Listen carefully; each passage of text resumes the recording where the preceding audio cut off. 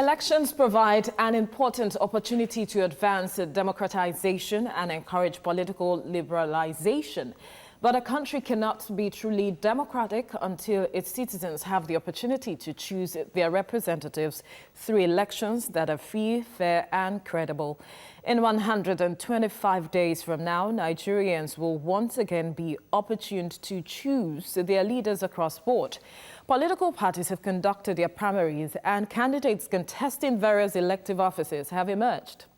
Good afternoon. Welcome to another exciting episode of Standpoint. I am Veronica Danik-Boy. Well, I have a presidential aspirant with me in the studio. He is Dr. Nicholas Felix of the People's Coalition Party. Well, we'll have our other guests as the show continues, but thank you so much, Doctor, for coming on the program. Thank you for having me. Well, the list of persons gunning for Nigeria's top job is long and almost endless. Both you are on that list. Former Education Minister Obi Ezekwesili and Donald Duke are on the list as well. Kingsley Moghalu and Fela Durotoye were also on the list. Now, what will drive the decisions of Nigerians to hand their mandate to you? The greatest problem, I think the core problem Nigeria have, is the problem of security. I'm afraid that any candidate who has not made security their #1 priority, there's going to be a problem. Because no matter the amount of money we pump into the economy, until we fix security issue in Nigeria, Nigeria will never advance. Are you aware that Nigeria has the highest rate of Western Union money transfer among the nations of the face of the earth? The first day the owner of Western Union stepped into Nigeria, they said the man was amazed that with all the millions and all the billions of naira, of dollars, pounds, euro that has been popped into this country, the country remained the same. We can never attract investors to Nigeria until we fix security. You talk about unemployment, the rate of unemployment can never go down until we have people coming in. Really? To build factories, yes. Do you know how many Nigerians who are blessed abroad who don't want to come back to their own country? If a Nigeria don't want to return back to his or her own country to invest, is it a foreigner you want to come? I remember a few months ago when the place where I shop for suit in New York, it's an Egyptian man, a very rich guy. When he heard I was going back to Nigeria, he was literally begging me not to go. Why? Because of security? Yes, he said to me, they're going to kill you. The country is not safe. And how has it been for you since you returned? I mean, of course we have security. You know, we have to have some police officers, you know, following us everywhere we go. But the point is, it doesn't matter how we see it, it's how they see it. I try to convince him.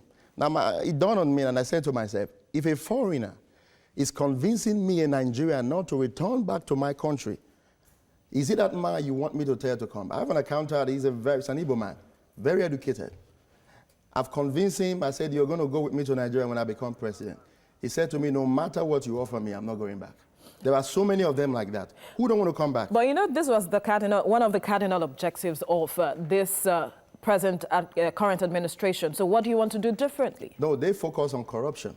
Security was also part of it. Okay, now let's look at why we don't have security in Nigeria. There are only 371,000 police officers. UN recommends 1 to 400. That's for a nation that is already safe, not a place like Nigeria. In Nigeria, we're supposed to have nothing less than 1.2 million police officers.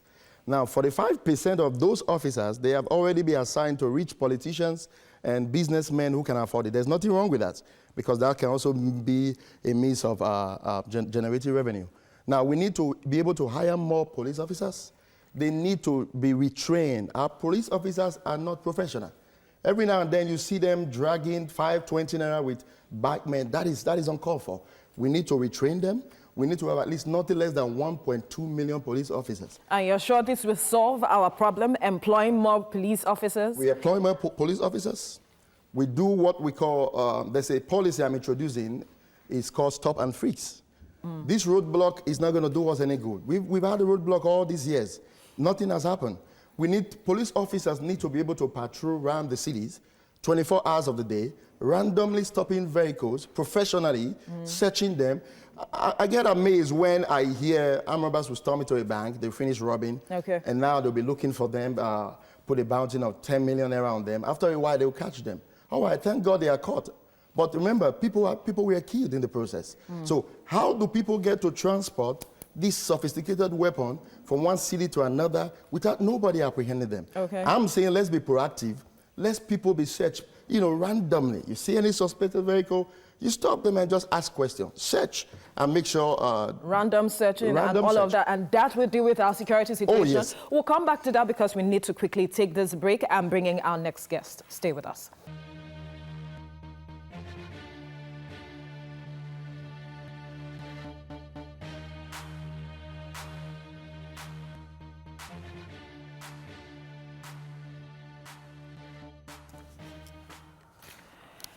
All right, you're still watching Standpoint, and we have joining us Omoyele Sowore is of the Africa Action Congress. He is also the convener of the Take It Back movement. Thank you so much for joining us on the program. Thank you for bringing me. Good afternoon, Nigerians. All right, before we went on the break, we were speaking with Dr. Nicholas on why Nigerians will hand over their mandate to him, and he talked about security. And he was also trying to explain what he was going to do differently from what the present government is doing, right? So you might want to finish with that point before I come to you, Yele. Yes. I was explaining that we need to introduce different programs. Foolishness and stupidity is doing the same thing and expecting a different result. Definitely. I've been traveling around, the cities, and before you get to a checkpoint, if I have sophisticated weapon in my trunk or in the boot of my car, and I see police standing in front, there's no criminal who will continue. What will they do? They either look for where to hide the weapons, but I'm saying the police officers should be able to patrol around the cities, getting them enough cars. The cars we use here, they are junk cars. They shouldn't be on the street as police officers. I'm talking about the men and women who are guiding and protecting the life of Nigerians and the properties of Nigerians. The least we could do is to get them better cars, get them sophisticated weapons, and take their technology to them. In other words, make it digital. And this will solve the unrest, the situation in the northeast? This is what is practiced in every civilized nation. You go to Germany, you go to London, you go to America, you go to Great Britain. This is exactly what they're doing. A police officer stopped us on the way. He was checking our paper, and he was looking at it. Oh, is this signature? Are you sure it's the right signature? For Christ's sake, how do you know it's the wrong signature? Okay. There should be a better means where they can do their job better. Right? What they're doing right now, I'm sorry, it's not going to take us anywhere. All right, before he moved on, he talked about whoever does not have security top on their priority is not worth sitting on that seat as a president. Now, what's your mandate for Nigerians? Why do you think they will hand over their votes to you? I mean, he's right. I agree with him. Our top priority is security. Nigerians need to be secure within Nigeria at this time, and they're not at all. You know about Boko Haram already. Fulani herdsmen and farmers are fighting, they're kidnapping. There's general crime everywhere. What probably he hasn't touched upon is that there's also deep-rooted corruption within our security services. Generals are ripping Nigerians off. True. They prolong these wars so that they can make more money for themselves and their families and leaving Nigerians vulnerable. What also we haven't talked about a lot is the welfare of these officers who are fighting and killing themselves on our behalf. How do you pay a soldier 56,000 naira to go die for you in a Boko Haram head territory? You have not motivated and incentivized him enough to even feel like, the country thinks about him. So whenever they can duck, they duck. Whenever they fight for their lives. We also don't have equipments that are good enough to fight the kind of insurrection that we are faced with. Nigeria is still fighting Boko Haram with open vans. It's unheard of that you go to war-torn territories like Boko Haram head territories with armored personnel carriers. That's the only way you can find. But in Nigeria, they are still using Hilux vans because the generals are awarding the contract. One unit costs about, I think, 25 million naira now in the real market, but when they do it for 50 million naira. So also training and also collaboration. There are a lot of people who would like to help us, internationally, want to collaborate, but they don't trust us, because of corruption. Because of corruption, to bring in help. He used zoomation technology. I was in Ilorin one day and we're using civilian drones. and the police people were begging us to give it to them. They don't even have drones. Wow. I have a drone that's less than 7,000 naira. It can travel 4 kilometers radius. What it means is that you can use that drone to even travel ahead of a police. How about the ones we use in the Northeast? Are they not sophisticated enough? We don't have any drones in the Northeast. President Jonathan commissioned one. It never worked, and they changed the paint, and Buhari went and commissioned it. I've never seen... The aircrafts and all of those are not good enough? We don't have aircrafts that can fight the battles we need to fight. Probably the entire Nigerian Air Force is in possession of maybe 5 functioning, aircrafts. This is a nation. It is a nation, and you have smaller countries around the world who can boast of 50, 100, and you have 198 million people to protect. It's not as if we couldn't afford them, but these army officers, in the Navy, in the Air Force, are all making a killing. You heard about how they went to Ukraine and bought aircrafts that don't work. They bought tanks that had been rejected by other countries. So you don't have the capacity. So many of the jets we have actually don't have the capability to carry the payload we need to drop bombs. They just use them to scare Boko Haram. You see it. I mean, journalists, they send the footage to me all the time. Oh, we just did the surveillance. They will see Boko Haram, they send the footage. They will see Boko Haram taking Okada, motorbikes running away. Nobody drops anything on them. And people ask this question even on Twitter. How do you see them and you allow them? Is this aircraft just for filming? And, live streaming alone is not for fighting? They know we can't. And the Boko Haram know that we don't have the capability. Exactly, that's the point. They know. Yes. So it means that we aren't really fighting the war as we should. Oh, no, at all. We're not fighting the war. We're fighting the war. And then that begs the question of, some have said that we should restructure our security system in terms of not allow every decision made coming from the center. State governments should be able to also make certain decisions because they understand their terrain better than you saying make the decision at the center. What do you make of that? I completely agree that we should have state police. I've lived in the U.S. for 19 years. We have our own town has a police department, they call it, and they have more vehicles than half of Lagos. It's true. They're always buying vehicles, and it's a town of less than 1,000 people. So after that, we have county police, and then we have state police. The U.S. doesn't even actually have a national police. Their national police is the FBI. They don't wear uniform.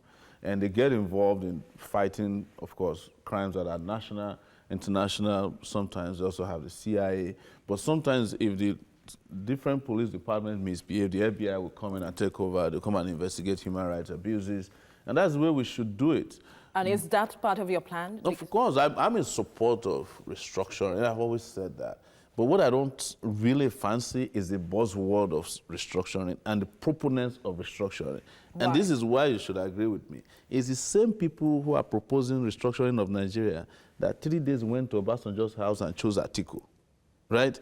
Do you understand the contradiction there? So you want to restructure. Contradiction. It's a contradiction because Atiku is also proposing they have always said that it's a condition for them to even move forward. You understand? So Atiku is not going to restructure Nigeria for you. Atiku has never believed in restructuring, but he believes that it can help him win the election. That is. You're setting. Oh yeah, he believes that buzzword can help him win election. If Atiku was interested in restructuring, they had 8 years with Obasanjo to have restructured Nigeria.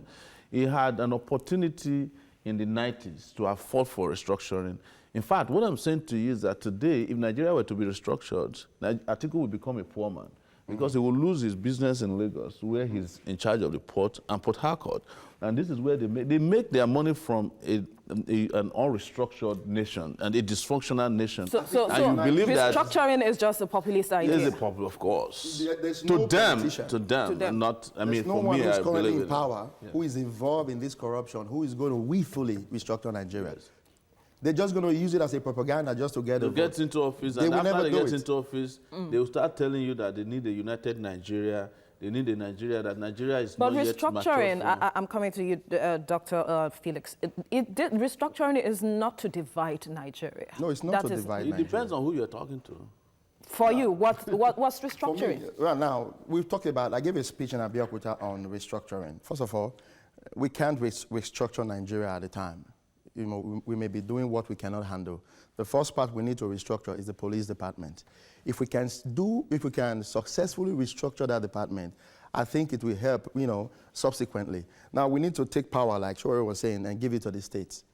If we give power to the states, not absolute power, we have the DSS who can take charge of the federal level and also go into the police force to find out if there's, if a state government is trying to usurp the power, maybe a governor wants to ring election because the power has been given to him, the DSS can get in and be able to destabilize them. Now, if we can successfully take power from the federal level and give to the state, I bet you many of these guys will begin to lose power. So first of all, where we should focus our restructuring should be the police force.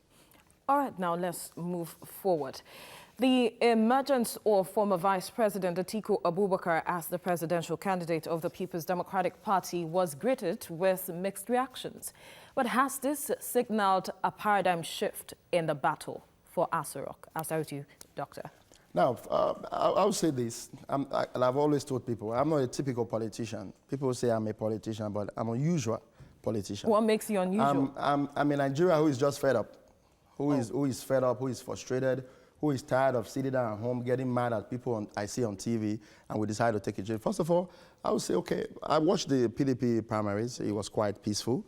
I was glad there was nobody was shot. I was glad there was no chest throwing like we see in others. But it is obvious what happened. We saw all the envelopes, $5,000. Were you there? We saw. How did you see it? All over social media. I mean, our phones, I can Skype somebody right now in India. We see everything every day. So where did they get the 5,000 from? If somebody say, I'll just be giving $5,000 to vote, I mean, will you argue with such a person?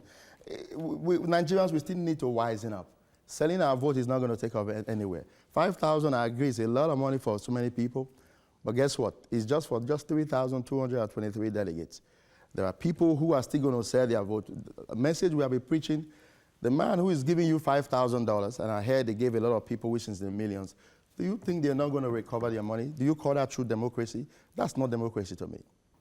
What is true democracy to you? When people go to the polling vote and vote their choice. That is why we're advocating for debates. Let all of them come. Don't send nobody.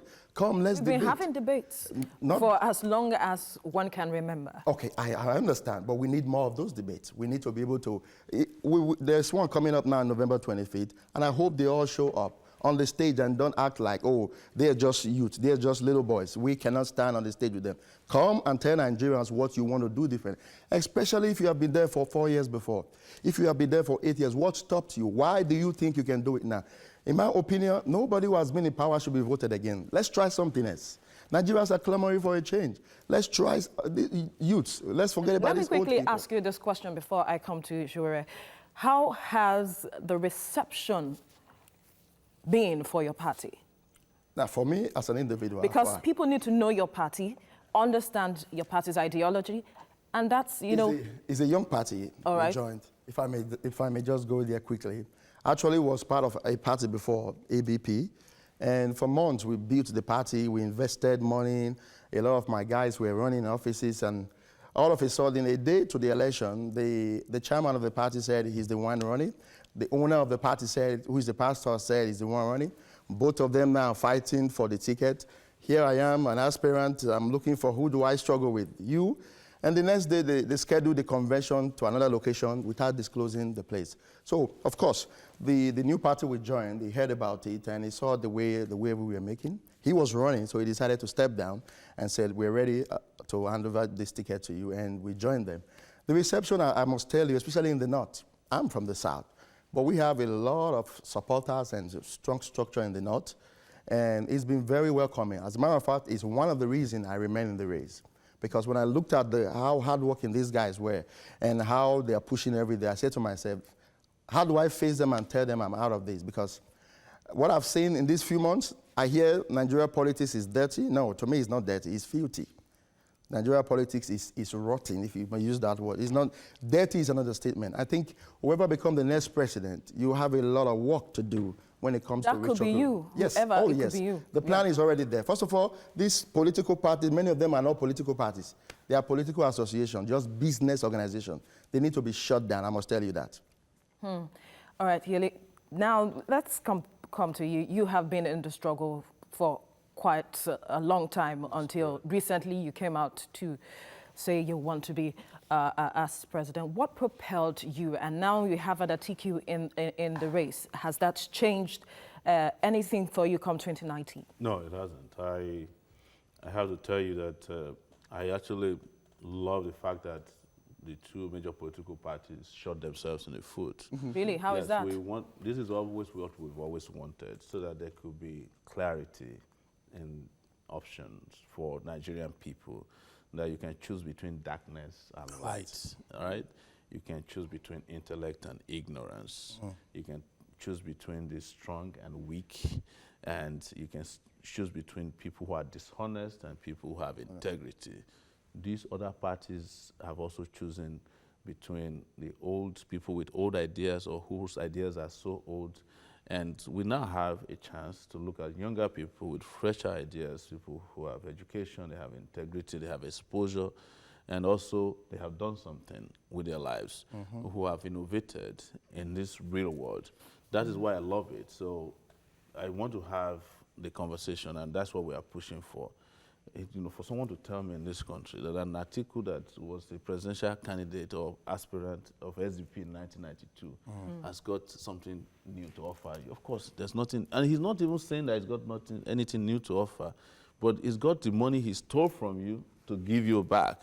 And that's what they did in Port Harcourt. They merely went there, he purchased the presidential candidacy of PDP.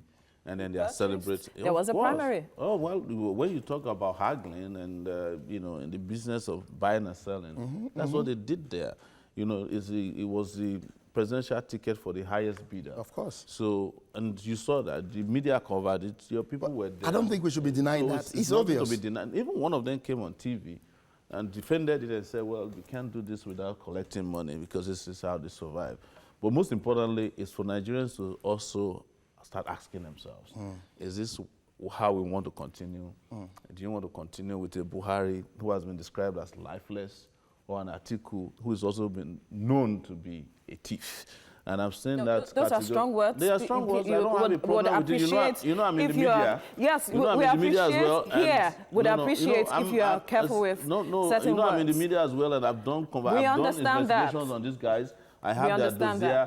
Atiku, I was the one who did the investigation on Atiku's house, found it in Potomac, put the reports out there before he eventually ran away with his wife from it.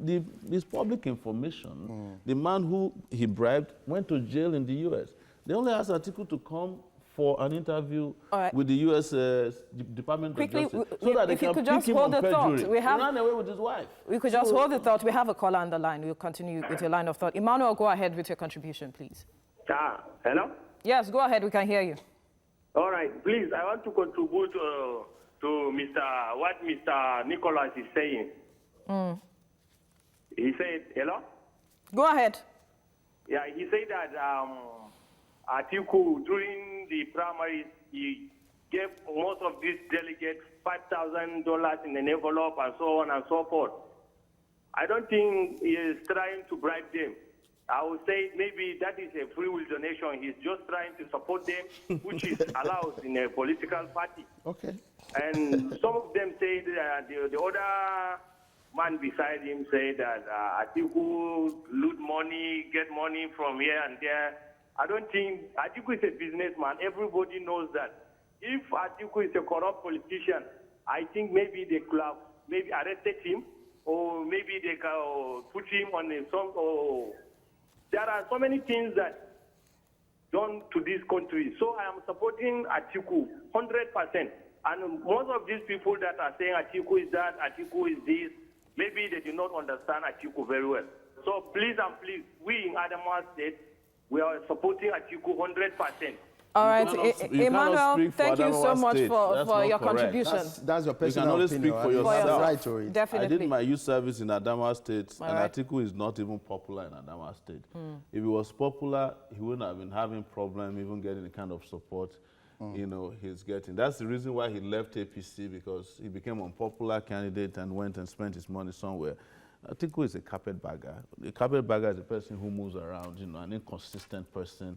All right, and so it's just he being the presidential candidate for the PDP changes nothing for you. It doesn't. It doesn't. Like I said, you know, usually whenever we produce presidential candidates of the two major parties, there's always some kind of excitement, sponsored excitement, you know, incentivized excitement. They're in the media. Everything had been planned. Even on Facebook, social media, they planned it. They had their people. They paid them off to say, I think. But you start to see that the noise is died now, because people are asking relevant questions. The age of the currency of politicking now is shifting from, you know, money to ideas.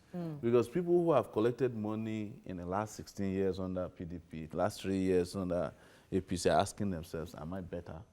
Because, you know, they even had a policy, the customer infrastructure in Ekiti. It's left people worse than they ever, because, you know, there's a politics of the esophagus. You know, it goes in your mouth and, you know, by the end of the day, it's gone out of your innards.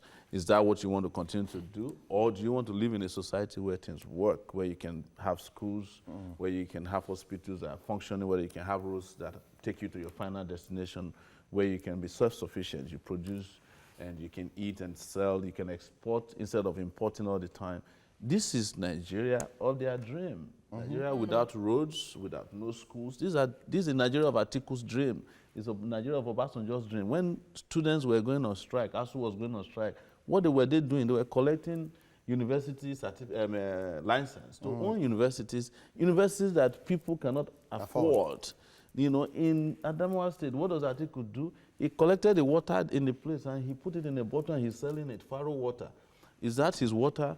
This is how they've changed the people, cornered their lives, taken over their businesses, taken over their rights, and they've monetized and commoditized it and commercialized it, and then they use the money that they've brazenly stolen from the people to start giving them tokens back. And there are people, some of them intellectuals, who are saying that, well, Atiku may be bad, but he's a better thief, you know. Yeah. All right, so gentlemen, as a new face of Nigeria's politics, you are coming to change all of this narrative. Absolutely. We'll talk about that when we return from this break. Do stay with us.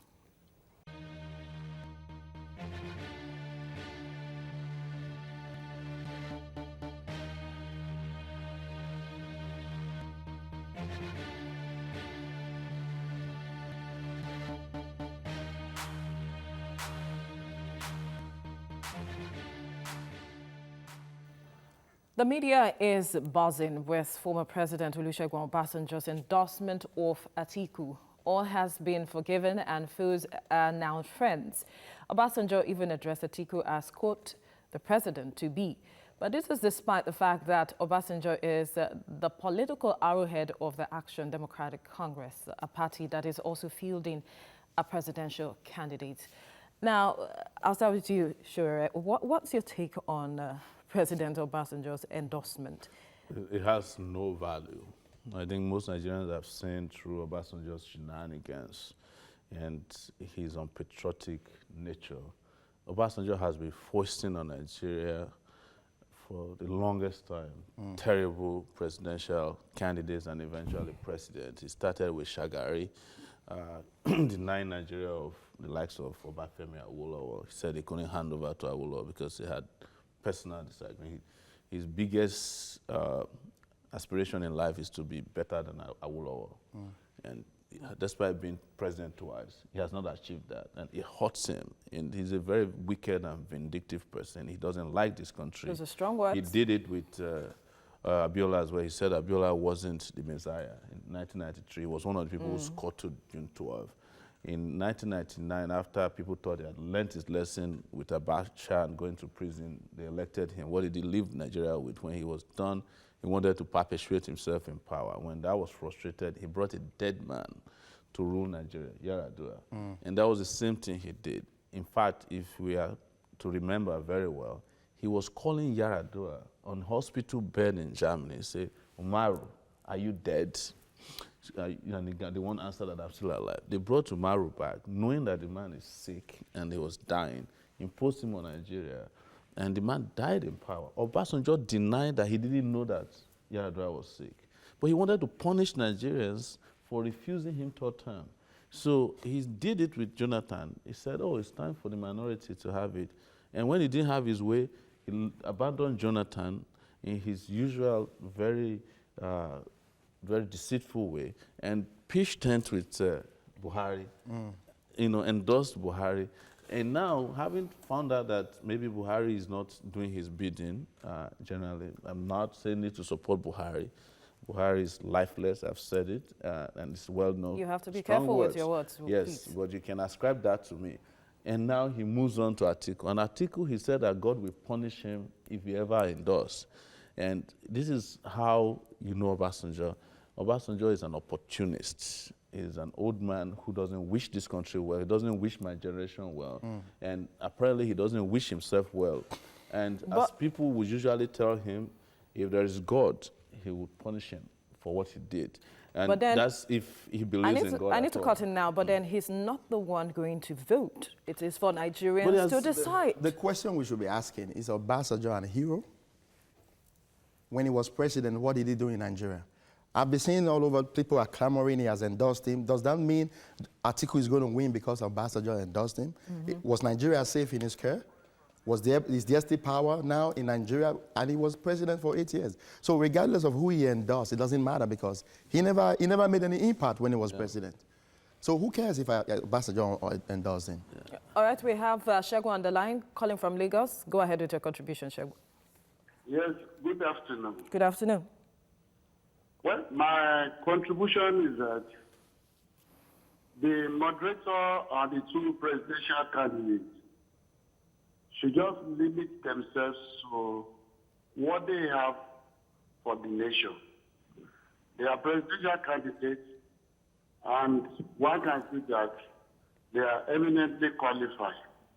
Stop attacking other presidential candidates. Face your own party manifesto. Sell yourself to the public. Let us know more about you. Yes, you are very young and ebullient people. Yes, we've had much of these old people. What about you, the younger one? Sell yourself. Let us know about you, your manifestos, and what you have for the public. Please stop attacking personalities here and there. Thank you. God bless you. Thank you, Emmanuel, for your contribution. A question was asked, and I guess it was their reaction to all of this question. But then, earlier before we came to issue or for Obasanjo's endorsement, we talked about you trying to change the narrative of all of this. Because, like I said, you were a human rights activist. You are a human rights activist, and your platform has kind of shaped opinions of people over the years. Now, how has that also informed your plans for Nigerians? Looking at all of this that you have been a part of, the struggles you have been a part of, what are you trying to do differently? So we have spelled out at least at the minimum 10 things we want to do differently in this country. 10, yes. And they must all happen at the same time for Nigeria to reach that point of prosperity, peace, and progress. And the first, we discussed security before. Power, electricity is something that we have to have before we can even start talking about being a nation at all. And because that will energize businesses, not small, but big and small. It will put this country on a different scale and level. Infrastructure, we don't have it. Like, we don't have roads that can take you from one point to the other destination without feeling like you die before you get there. You know, we don't have housing. We are short of 17 million units of housing in this country. We want to build that. We want to be like the Chinese who have what they call ghost cities, apartments that are not occupied. And there are 1.2 billion people in China. We want to fight corruption, but it's not the way they are fighting it now. This, you know, decoration of corrupt people depending on where they go. You saw what they did with the former Akwa Ibom governor. The moment he came to APC, he became a saint. You have an economy that is not working because the economy is not geared towards Nigerians. There's nothing, we're not producing here and we don't really have an economy. We just are getting by. We want to have a different kind of political economy. That's why we came about what providing kind of jobs, you know, empowering workers. We have proposed a minimum wage that can make workers to have something enough that we can call a living wage. You proposed 100,000 naira, naira. which you had kind of a little scuttle with yesterday yes, with another presidential aspirant, where you said 100,000 naira. How realistic, looking at the economic situation, how achievable and sustainable is this? Not only is it realistic, in fact, it is too small for Nigerians to survive on. But here is how we're going to pay for it. We've looked at the number of federal workers and found out that those people who are earning less than 100,000 are between grade level 1 to 12. And there are 17 grade levels in Nigeria and within Nigerian civil service. And we are our tax rate in Nigeria is at 5%. Ghana is 15%. That means we are collecting $25 billion from taxes. We don't need to increase the tax. We don't need to collect them. Now, if we move to 10%, we have $25 billion to add to. That's 50 billion. The cost of paying workers this 100,000 minimum wage is just $1.5 billion. Then we want to hire 200 teachers, train them for 6 months and send them out to teach our kids, because education is the most important thing we need in this country at this time, and health as well. We want to hire 160,000 health workers, create the enabling environment for our doctors to come back, the ones that are left. And this is going to cost us just about another $1 billion. So we are going to be hovering around $3 billion. You know what the Nigerian economy is? 500 billion. This spending that I've proposed to you is less than 1% of the Nigerian economy. All right, quickly, and that's what I was battling with. Let's hear from Nicholas. Yes. What do you intend to do differently? Yes. You said that you want to move Nigeria forward, invigorating the opportunities that have been denied the lower class. Now, how do you intend to do that? First of all, the only point I will not connect back to security is the point of power. Every other thing we need to connect it back to security. Now, why do I say that? We want Nigerians to start working. There is no government on earth, not Nigeria, not America, not Ghana, who has the ability to employ all our citizens. Then how then do we create jobs? The federal government is not going to employ people because they want to reduce unemployment. Now we need to be able to invite people to build factories. I've always used Kano as a case in point. If you go to Kano, there are no factories in Kano. Kanos have great leathers that when you hear the word, the name Kano, it should be synonymous to leather, just the same way Italy is synonymous to good leathers, good shoes. But nobody will go to Kano to go and build a factory to produce leather shoes, because they know any moment from now, the riot is going to break forth and the factory will be gone. So when we fix security, we want to make the atmosphere conducive. Look at Inosu Motors. I'm surprised and I'm still amazed that the federal government has not invited that guy to even loan him money to go and establish more plant to produce cars. Rather, they are fighting to close him. We need to create an atmosphere where we can have people build factories, because that's the only way we're going to create jobs and Nigerians will begin to work and begin to spend. Now, we need to talk about the healthcare. Oftentimes, we see Nigerians dying because they cannot afford it. There's one law I'm going to pass. It will be against the law for anybody to show up in the emergency room and you deny them health care because of money.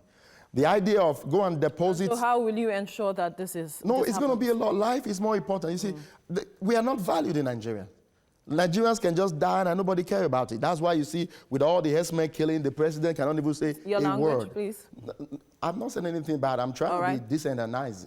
Now, we need to be able to place value for the life of Nigerians. If somebody show up in the emergency room and they need care, you have no right to be asking about money. Treat them. If they cannot pay, of course, as an organization, you write it off your tax. The government takes responsibility of it. That's the same way it's done all over the world. So life needs to be valued. Private hospitals. Private, doesn't matter, whatever hospital, private or government hospital. If somebody show up, instead of allowing the person to die, give them the care that they need.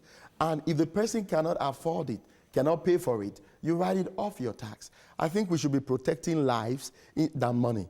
Now, the idea of, I know the doctors are going to say, oh, how then do we get our money back? Of course, write it off your tax. I'm quite sure Nigerians will be excited that they can go to the emergency room. I'm not talking about the regular care. I'm talking about emergency room. You know this person is about to die. They just had an accident. Probably you don't know their family members. There's no trace. Instead of asking for deposit, I think the person needs to be treated. And our military, she already talked about it. If you go to a place like America, forgive me to use that example, if you see the way the militaries are treated, you want to join the military and just go and die for your nation. When a military officer dies in the battlefield, If the president cannot go and receive him, the vice president, someone in the federal level must go and receive the body. I just landed Lagos Airport. I saw 2 military officers. You know, we are conditioned to appreciate them. I said to them, thank you for your service. One of them, the lady said, for what? I said, oh boy. For what? I'm thanking you, you're serving our country. The guy explained to him, I said, where I come from, when we see military officers, we appreciate them. They are not valued. We need to be able to put value in their life so they can go there and protect our lives very well. How about diversifying the economy? What are your plans? Because this government talked about looking into agriculture. What are your plans? Now, the current government, they talked about agriculture during his campaign. But one thing I was expecting him to do, forgive me for going there, if you want to really focus on agriculture, you made yourself the Minister of Petroleum instead of Minister of Agriculture. That to me, would that have changed anything? No, of course it would have changed. If you're telling us, somebody asked me the same question, how do we reduce dependency on oil? Why don't we focus on agriculture? To me, it doesn't make sense. God gave it to us as a blessing. It's not a curse. So we don't have to reduce the dependency on it. Of course, from the revenues, whatever we generate from there, we can empower the farmers. Now, farmers still use cutlass to go to farm. There are things we can empower them with, little machineries that cost nothing, that we can give to them to increase them, fertilizers. We need to be able to have loans for farmers. If you know, you want fertilizers, you want things that can empower them.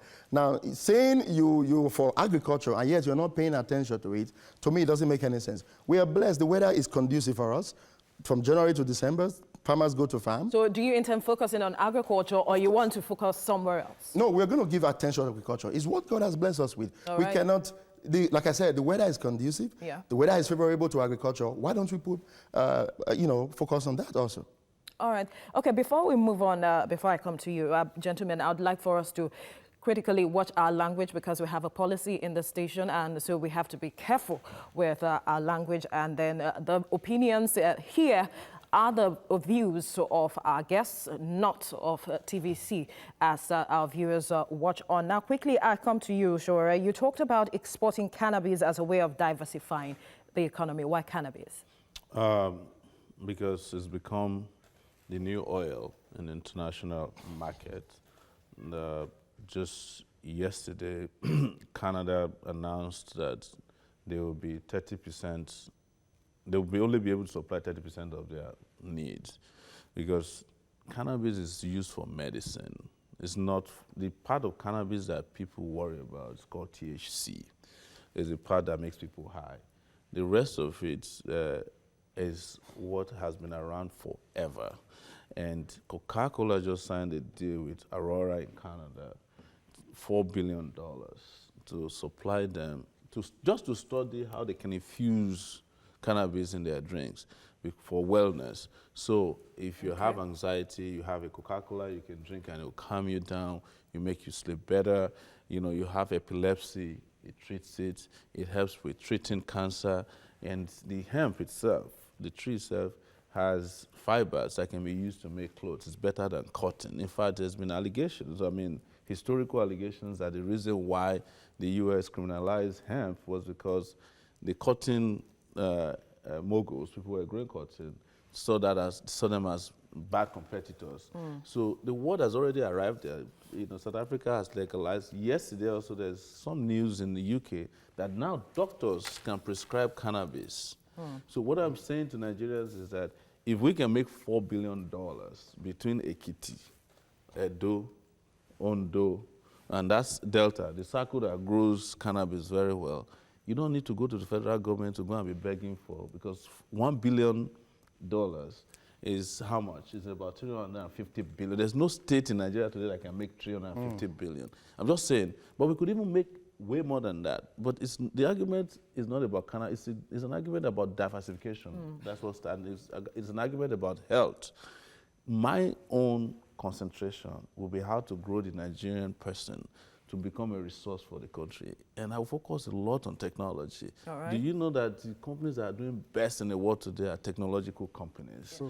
You know, you have Apple, you have Amazon, and there are Nigerians out here who are producing technological softwares. They are part of the game already, but we are not incentivizing them. We don't have, I will appoint, for example, a chief technological officer or a chief innovation officer for Nigeria who can be looking at what young people are doing, because one person, an innovation from a person, can make this country become richer than, I mean, Microsoft, I mean, Apple's value is bigger than Nigeria's annual GDP. Yeah, definitely. You understand? So just one person took the country to that level. We need to, that's why we keep saying invest in education. Invest in education so that you can produce citizens who can go out there, innovate, and compete in the world. So there's a lot we can diversify. Oil is a lazy economy. In another 10 years, probably there will be less and less cars that are using oil. You know, even in the business of oil, they have shale oil that is easier to get. They don't want to rely on Niger Delta militants, you know, and how they affect prices. But at the same time, while we're at it, we need to use that oil resource to diversify our economy. But like you said, we need to be secure. We need to have power. In fact, if we have electricity, we'll be talking about a different economy because of the innovative, you know, power of our people and the fact that they are hardworking. Nigerians are hardworking people, regardless of what you think. They're not lazy people. They're not. But we have not provided the enabling environment for people to be productive, people to be innovative. We are not supporting farmers. Yes, we dash out fertilizers, but where do the fertilizers end? They end up with politicians who then resell them. We give loans to farmers. Where do they end up? They end up with political chieftains or party chieftains who then give it to who they want after stealing whatever they can steal. All right, be careful. Language, please. I would keep saying this, please. It's not a problem. I'm a legal entity. If I say something they don't like, they can sue me. You know, and I will go to court and open book for them. Thank you. Thank you. We need to quickly move on now. When young presidential aspirants came together earlier to form PACT, a coalition that you both were part of, Nigerians were happy. Alas, it seemed there was light at the end of the tunnel for them.